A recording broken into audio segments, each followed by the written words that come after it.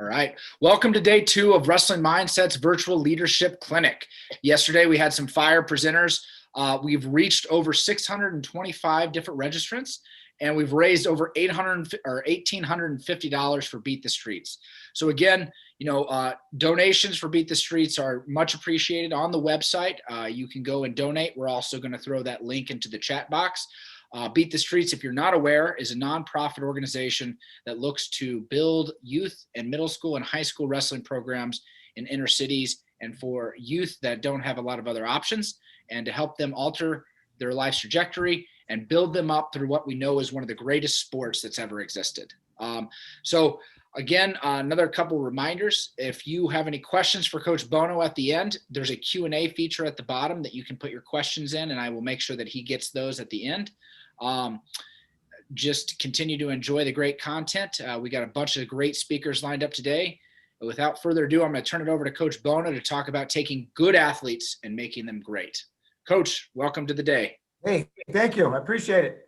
Always great to be on here. I get to, share my philosophy a little bit, and what I want to make sure I say is my way is not the only way. My way is not the right way. And as a coach, I'm continually learning how to adjust to these kids and, getting them to try to be great in their own way. So it's always a challenge, but as a coach, if you don't adapt, you're going to die. And I've really learned to adapt, being here at the University of Wisconsin. It's a whole different job that we've taken on here. And we have definitely adapted to the athletes we have, and we've definitely adapted to the changing worlds that's going around us with all the NCAA legislation and all that good stuff. So my topic today is trying to take a good athlete, making them great. Well, we're at the Division I level, right? I feel like we're getting, everybody here that we're getting is a good athlete. But I think each individual is very different, right? I think in our sport, it's great because it's a very individualized sport. And you have to make sure, that you understand your athlete first and foremost. I would say number one thing that you have to do to get someone to be the best version of themselves is to make sure you understand that athlete, right? First and foremost are their goals. What do you really want to accomplish at your time? In the sport, and I don't want to say just in college because that's where I am, but what do you want to accomplish in this sport? Because when you talk to them, you're gonna really. I sometimes I'm dumbfounded because some of them just say they want to be a practice partner. I mean, I've never been that kind of guy, right? I've always tried to shoot for the moon, but some of them just say, hey, I want to be the best practice partner, the best teammate I could be. Well, you've got to adapt to that kid. You've got to make sure that guy understands, hey, if that's really what you want to be, I'm going to help you be that. Right. But you can't complain to me when you're not getting all the attention, because we've got to go focus on the guys that want to be national champions and world champions. So really you have to understand your team, understand each individual, I would say is number one. And then, and an example really for me, it was myself. When I got to college, I had no expectation. I didn't know what I wanted to do. And if coach ever sat me down and said, what do you want to do in the sport? I don't know what I would have told him, because I didn't know when going into college, I didn't know what, I didn't know I wanted to be a national champion, right? For me, going to college was just the next step after high school. Had a great high school career. Now I got college coaches calling me, say, hey, you can wrestle in college. I go to college. What do you want to accomplish? I don't know. Right. I never wanted to pursue being an Olympic champion, actually, till after I won the NCAAs, my junior year. Then I started seeing, hey, I might have a future in the sport. So you've got to understand the sport, and then you've got to make sure you never really give up on those guys that don't have the highest aspirations. So I think that's important too. A kid tells you, I don't know what I want to do. Right. Well, you got to keep building them up and build them up. So you've got to understand that. Number two is you got to build these guys up no matter what. You got to remember these are young kids. For you guys that are in high school or youth, they're really young. For us in college, I still consider them young. 18 to 23-year-old young men. They have no idea what's going on in the world, some of them, right? Some of them, are chasing girls. Some of them are trying to hold down jobs. Some of them are struggling academically. Some of them, are losing for the first time in their life. and so they have so many things. Some of them are dealing with being homesick. So you've got to make sure that you never give up on these guys, because sometimes they won't open up to you. You don't know they won't know, how to talk to you, or they say you're hard to approach or something like that. So something I try to do is I try to make a point for them to make sure they come by my office. Whether it's checking in for study hall or something where I can talk to them, going to lunch with them or something like that, to where I make sure I can talk to them outside of the wrestling room. We get in the wrestling room and, emotions fly, intensity's in there, and you can come off as a hard guy, sometimes. So when you can get them one-on-one, it's better like that. And so you can understand really how they're thinking. So number 3 too is, I learned this when I was coaching at Iowa State. We brought in a lot of number 1 ranked guys in the country. Is you got very, very good wrestlers, right? You've got very, very good kids coming in. How do you make sure they understand that where they are now is not going to be where they're going to be in 4 or 5 years? So you look at how do you do that, right? And really it results, really it's, improvement in the wrestling room. And how do you get them to understand that, right? This is a tricky deal for me. Some kids say, I don't think I'm getting better, when you see a ton of improvement, but it's all about results to show them improvement. And that's what's really hard about our sport is you try not to talk about results. You talk about the process and hard work and it'll pay off and things. But the grand scheme of things is when you sit down and evaluate the end of the year, you sit down and evaluate, to the athlete, right? Nobody else. When it's you and the athlete and they say, hey, I don't feel like, and then you can sit and show them, hey, you won 3 tournaments, you were 37-3, you did a great job. It was a great year. You took 8th in the country, but I'm not used to that. You get that kind of thing. I didn't win the national championship. And so you have to understand, you have to talk to them without making them, my philosophy is not making it a results driven conversation, but a improvement type. This is what you did and how great you did. And look at where we were in July and August to where we are in March and April, and things like that. The hardest part, I think, of getting someone to be from good to great is, I think a lot of that is on the athlete, in terms of the great ones, the ones that are going to be great, are the ones that are very, very motivated from within. And then when you add a little bit of motivation to that fire they have in their belly, then it goes to an all-time high.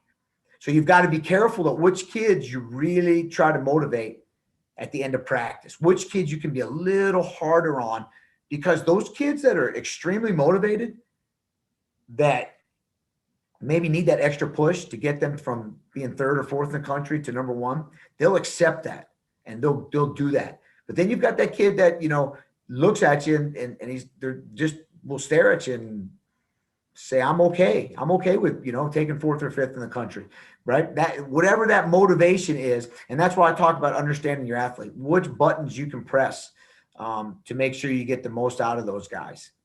So I think that's very tricky, because you can lose a kid real easy if they're not real motivated. And I don't want to say not real motivated, but they're not as motivated as someone else. And you start trying to push those buttons like that have worked in the past, because they shut down totally. And you see some of these kids in a long season that went from being, they're having a great year to, you look in January and February and they're on a losing streak, or their performance is bad, or it's lackluster, or they're not wrestling with too much emotion or passion, right? That could be that just coaches riding them, right? Because they see the talent they have, but they don't want it, or they don't need it. And, we know they need it, right? Because we know what their goals are. We know what they want to accomplish, but they refuse to listen to you. And so they start shutting you off and going the other way. All right. That's a very, very hard thing to deal with as a coach, because you just don't, without talking to them or bringing them in and, hey, you bring them in, and it's happened a lot to me. I don't I don't want to run that extra sprint or, things like that. And so you got to make sure you reel them in and make them understand, listen, you got all the talent in the world, man. You're doing a great job in there. You're training hard, you're getting better, right? But how do we get you over the hump? How do we get you from winning that semifinal match at the national tournament? What do you need? You need another 30 seconds of conditioning in the match. You need to go, at the end of the matches, you're looking just, you're winning 6-1, right? But you could have won 10-1 or 12-1. How do we get you to that? And you have a conversation with them. I think communication is the next step. And I guess I've been saying that all along in this little segment, but communication with your athlete is of utmost importance. If you guys are not on the same page, I don't think you can take a good athlete to being great, because they might think they're doing all the right things. You might think they're not doing all the right things, or vice versa, and so the communication has to be first and foremost upfront, about expectations and whatever it is, anything. You want to make sure these kids can walk in your door and talk to you about anything. And it's hard. They're 18-year-old kids. They'd rather text you. They'd rather send you a DM. You know what I mean? I think we've all fallen into that trap. I need to look somebody in the eye, because, looking them in the face, looking at their emotions, you can read more into that than, getting a text message with 2 emojis and a wink face or whatever they, however they respond to you. So, so you got to make sure that it's obviously I know all of us coaches have open door policies. I know all that, right? But it's harder than you think to get them to come in and talk to you when things are, going down, or even when things are high. They're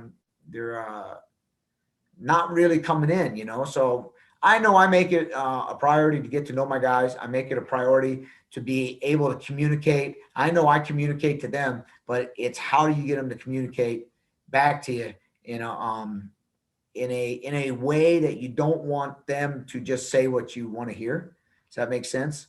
I don't want to send them a text message and they just tell me, what I want to hear. And I think that's why face-to-face contact and looking somebody in the eye is very, very important.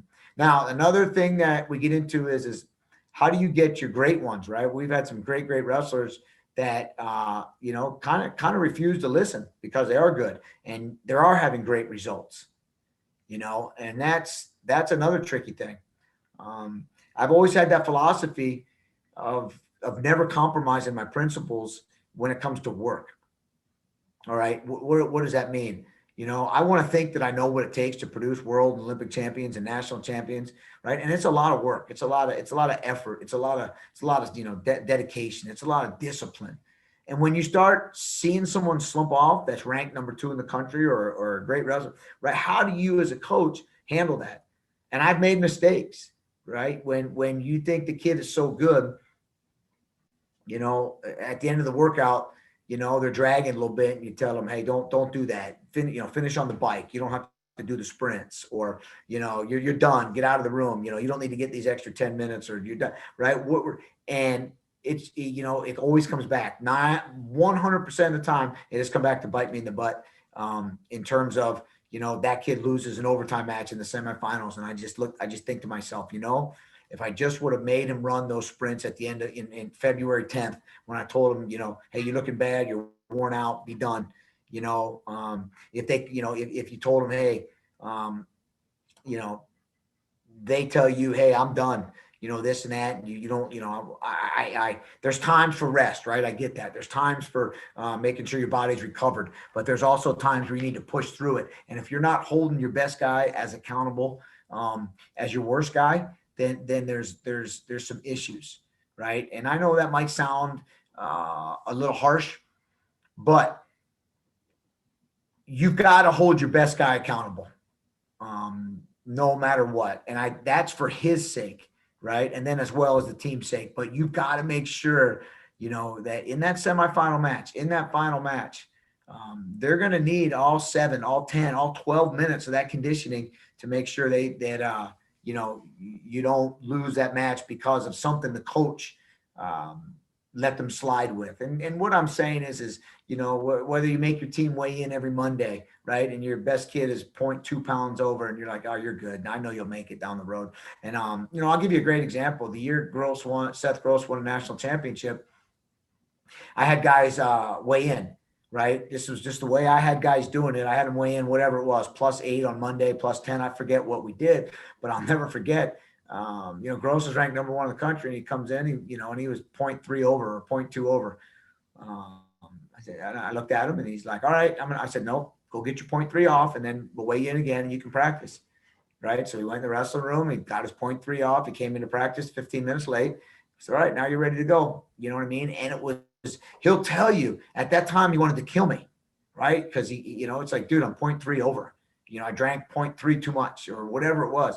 But he'll also tell you in the same breath that it was the best thing, that I held him accountable to make sure that, when it came down, to being disciplined in every aspect of your life, I'm glad you held me accountable. I'm glad at the time I didn't want to do it, but I would have felt like in the grand scheme of things, I was cheating myself and my team when that happened. So those are some of the things that, taking someone from good to great is, I think, again, I talked about that desire.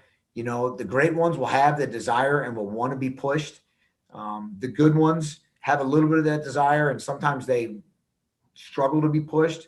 It's my takeaways from this thing would be communication with your athlete, making sure you understand their goals, knowing when to push, when to back off, and then just making sure that everybody is on this goes in lines with communication, just making sure everybody's on the same lines, because when things start getting rough, and which they will, there's no doubt about it, we all go through those rough patches. You just want to make sure that you remind your athlete, these are your goals. Right? Didn't you tell me you wanted to be a world champion, national champion? Okay, well, this is what comes with wanting to do those things, right? This is the amount of work that it's going to take to accomplish what you want. So just let me know where we are. Let me know in the process when your goals change from being a world champion to being that practice partner, and then obviously things will change up. Nice. Well, so much great information, Coach. One of the things that I'm thinking about is, you were at South Dakota State, then you went to Wisconsin. Both, South Dakota State had just become a Division I program, hadn't had, success traditionally at that level because it had never been there. Wisconsin had been in a little bit of a slump compared to some of its traditional high finishes. I'm going to guess when you got there, expectations from athletes were lower than you wanted them to be. Is that correct? Yeah, it was hard. It's always hard taking over a program. Change is hard. Some of the athletes weren't on board, and that's where it was very, very hard. You know what I mean? Because it was just a whole different mindset when we got here. We believe in work. You know what I mean? And we believe in you work until it's over, right? Here's the practice plan. When the practice is over, it's over. It's not over anytime sooner, right? For whatever reason, you work through it. You got a cramp in your leg, go to the trainer, he rubs you out, you feel good, get back to work. Practice isn't over. So there was a lot of things that was hard to, people were set in their ways. And so change was hard. Expectations were hard, right? We're coming into this is the Big Ten conference. You see what we're competing against, and we need to be ready to roll. So yeah, there were some expectation differences. There were some philosophy differences actually. And, the success that some of them were having, like we said, they were happy. That was third in the Big Ten. Well, how do we get you to be first? This is what you're lacking. I know this. We competed against you, right? My guy wrestled against you. This is what I saw as your weaknesses. That's not true. That's not true. You know what I mean? Those were some of the conversations. And so, yeah, it was very, very hard. But now, we've dealt with a lot of things, right? We had to go through COVID as like everybody else, but being in a different program, program for only a year and whatever it was, for 2 years, and then going through COVID, when you're starting to establish your philosophy and you're starting to get the kids to buy in, and you've got your kids in the program that you've recruited, and all of a sudden you don't see them for 10 months. It was very, very hard. So I almost feel like, we're going into our fourth year, and it really feels like my second year, with everything that's going on. So. Yeah, well, I think that brings up a good point. So many coaches across the country, pretty much everybody, have been through a year of COVID. Do you have any tips for coaches as they try to reestablish the culture that was there before, or maybe create a clean break and create a better culture coming back from this point where things have been different, which sometimes makes it easier to actually establish. Yep. So it has been easier, right? So basically, we had it bad here with our county and all that. So we didn't even get in our wrestling room till about a week before the Big Ten season started. Okay, so the guys were totally on their own. And when we hit that first Big Ten match, they were getting tired. Their technique was bad. They felt bad. They're like, I don't know what's going on. Right. Well, here's the deal. We haven't been together, number one, right? You haven't really been in the weight room, number two. Number three, you've been living at mom's house when the nutrition is not like you get at school. Number four, you're wrestling with your high school coach or your high school teammates. So I think it was a great thing for us because it was a clean break. And now that we're back all together, they understand, hey, maybe they are right. Maybe, I felt my best, even though I didn't like doing the work at the time. I felt my best when I had the complete package that the University of Wisconsin offers in types of the great strength and conditioning, the great nutrition, the practices, the partners, the RTC. So it's actually been a great break, and it's refreshing that these kids now that we have, that we've explained the philosophy to, and we explained, what it takes to be a champion. And they saw that they didn't have that. I don't think they had the resources. They didn't have that to be it. So now I think they're extremely grateful, A, to be back, and B, they're grateful that they have a chance to go accomplish their goals with all these resources.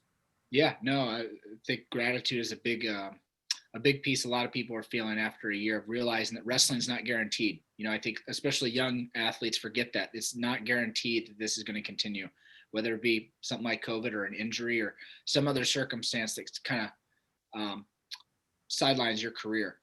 We got a question here from Josh Barrick. At the youth level, how do you get parents to wrestlers to understand training is a marathon and not a sprint, that training for high school and college success isn't about immediate success? So what would be a good message for parents and youth coaches there, Coach? I don't know, right? I had kids and I was in that youth, sporting event for a long time, and it drove me crazy. That's a tough deal. That's a tough deal. I think you just got to, again, not focus on results, especially at the youth level. It's got to just be about improvement. It's got to be about, having fun. It's got to, or we'd say this all the time. I'm not recruiting the Tulsa world champion, the 8-year-old, I don't ask a kid when we're starting to recruit them, did you win Tulsa Nationals when you were an 8th or 8 years old? We're not doing that, So it is a crazy world. We've got our hand in dealing with, we've been doing some events for some, junior high kids, and I'm telling you, it's crazy. We're doing some, little events for youth and all that, and parents, we're getting phone calls. Why aren't there any weight allowances? Why aren't there this or this? So I feel for you youth coaches, and I admire you 100%, because I know you know what I'm talking about. You guys have the patience that's unbelievable to deal with some of these parents that just don't understand, right? It's not that they want the best for their kid. They really do. And they just don't understand that, hey, it is a marathon. This sport is a marathon. Make sure make sure they're here every day. Make sure they're here every day. Go have a cup of coffee. Come back when practice is over. Kid gets in the car. Ask him how he did. Ask him if it was great. Did you have fun? I love you. Put him to bed, shower him up, and bring him back the next day. And if they just understood they did that, you know what I mean? It would be amazing at what their son or daughter will accomplish in this sport. And then they'll reap the rewards later down the road. Yeah, no, I agree 100%, Coach. Too often, it's like I think after competitions with youth, my recommendation has always been just tell them you love watching them compete. And at a young age, we got to keep athletes involved with the sport. And then at some point, like you talked about, when they decide they have high expectations, they're going to start to drive themselves. So that's what I do to my kids, right? When they come off the mat, I'm not, we're not going to yell at them and scream at them, right? I tell you, I love watching you compete. Today you didn't compete the way I love watching you. You know what I mean? And it's like that, right? And again, we go back to, right? You tell me you want to do this, right? You didn't show that out there today when you competed, right? And that's all we talk to our kids about is compete hard. Go be a competitor, right? Go be what and so you're right about that, 100%. All right. Love it. We'll finish up with the last question from Jamie Miller. He's a coach over at PA Tech over here in Pennsylvania, building a new program. So Jamie, glad to have you on. When it comes to holding your team accountable, do you feel like some of that falls on the coach and some falls on their teammates as well? Or do you feel like that totally should be taken up by the coaching staff? So say that again one more time. when it comes to holding people accountable for not meeting expectations, do you feel like that accountability piece falls fully on the coaching staff, or do you feel like some of that should also fall on the teammates or the captains? So at our level, right, accountability is team wide, is coach wide, right? Because you look at, I'm not with them Friday night at 10 o'clock, right? So if you see one of our guys, if you're with one of the teammates going down the wrong path, right, it's your responsibility to grab them and say, hey, right, this is not what we talk about. This is not our philosophy. You know what I mean? And if you want to go do it, right, it's their responsibility to grab that guy and bring them back. Right. We always say, there's just things like when a kid shows up to practice and his roommate doesn't in the mornings or whatever, like, where's your roommate? I don't know. That's your responsibility, right? We're a team. He's like, I'm not waking him up, or he was sleeping, right? That is his responsibility, right? We're a team, man. We're a family. If that was your brother sleeping or your mom and she had to go to work, or right, wouldn't you wake her up? Mom, you got to go to work. Oh, you know what I mean? That's what we got to get through. And when you start loving each other like that, right, then you don't have to hold someone accountable, because they're going to make sure that they get up. They're going to make, because they're the love for the family, the love for the team is like that. And so it does fall on the team. Now this, at the high school level and all that, it's a little more difficult because they're not living with them and doing things like that. But at our level, it is the coach's responsibility to make sure he holds everybody accountable, but he also instills that, hold each other accountable, right? And that doesn't mean yelling and screaming at each other. That just means that everyone understands the philosophy of doing what is best, right, for your neighbor, for your buddy, for your family, right? Do you hold yourself accountable, right? And that should take care of the team. But if you see somebody doing something that they shouldn't, then yeah, it is your responsibility to, grab them and reel them in and say, this is what this is not our philosophy. All right. Love that, Coach. Very, very well elucidated and explained. So remember, everybody, we're going to have another speaker come up. Joe DeSena is going to be on another room. That link should be in the chat if you want to jump over there directly from here. But I want Coach to take the last moment to close out. Just tell us, who are you looking for at Wisconsin? Who are the athletes in high school that should be thinking Wisconsin is the place that I should be wrestling? Who are the people, or what's the culture of athlete that you're looking for the Badgers? Well, obviously first is you got to be academically sound to come here. This is an unbelievable institution, and it's got high academic standards. So we're always looking for somebody with outstanding grades. We're always looking for somebody that is outstanding morally and ethically.